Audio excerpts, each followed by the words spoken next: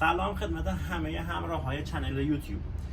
امروز میخوام بهتون آموزش بدم چجوری یه سری گلایی که حالت پلاسیده میشه مثل اینا ول میشه کامل مثل این خب تبدیل کنیم به یه سری گل تازه. تبدیل کنه یعنی اونها بیام یه مدت 2 روز تا 3 روز دیگه زنده کنیم اینا رو.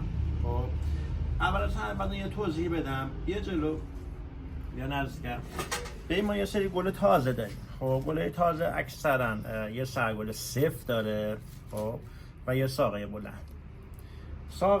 وقتی ساقه بلند باشه میزان آب کشیدن خود سرگل یه مقدار سخت تره، یعنی اگر شما این ساقه کوتاه ترش کنیم بهتر آب میکشه. ولی حالا با این حال ما یه سری گل داریم، یه سری گل مثل اینا که مثلا آب نکشیده خراب شده.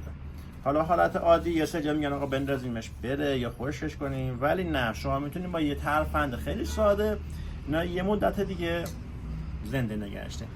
اول از همه یه مقدار میزان لازم کوتاهش کنیم. حالا مثلا من میخوام توی این ظرف بذارم،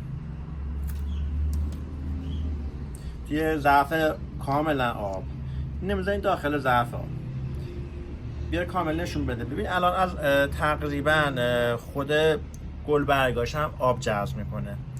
شما اینا بعد به مدت اول همینه که اوریبم بچینید، حتما اینا رو بذارین کنارم. حالا من برای اینکه یه مقدار کار راحت تر بشه همه رو با همین کار انجام میدم که دیگه متوجه برگاش هم بگیرید کامل. خیلی نیاز به دورگیری نیست که مثلا بگه این گل دورش خرابه، اون وقت که روز به حالت اصلی خودش برگشت اون کار رو انجام بدید.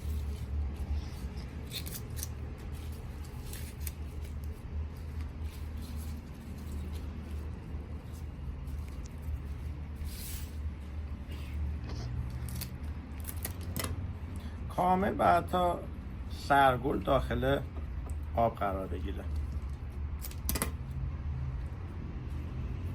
ببینید کامل سرگلش داخل آب نیست. حالا من یه ظرف کوچیک اینجا انتخاب کردم، شما یه ظرف بزرگتر بعد اینکه یه مقدار ساقه‌تونم بلندتر باشه.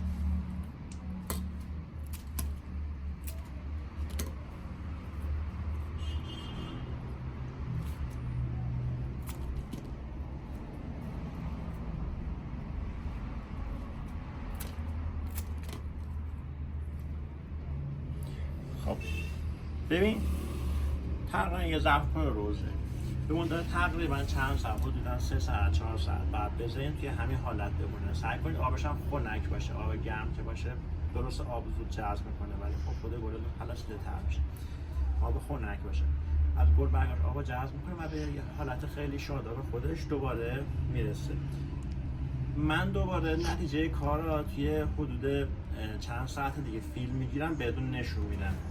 شما میتونید از این طریق این گل رو دوباره شاداب کنید. حالا اگر در جاهایی که توی کار دیزایناتون میخواین استفاده کنید که نیاز به ساقه کوتاه داره، فقط نیاز به سرگل داره، دوباره استفاده. این مدل ترفنده رو تمام سعی میکنم توی کانال یوتیوب بهتون آموزش بدم.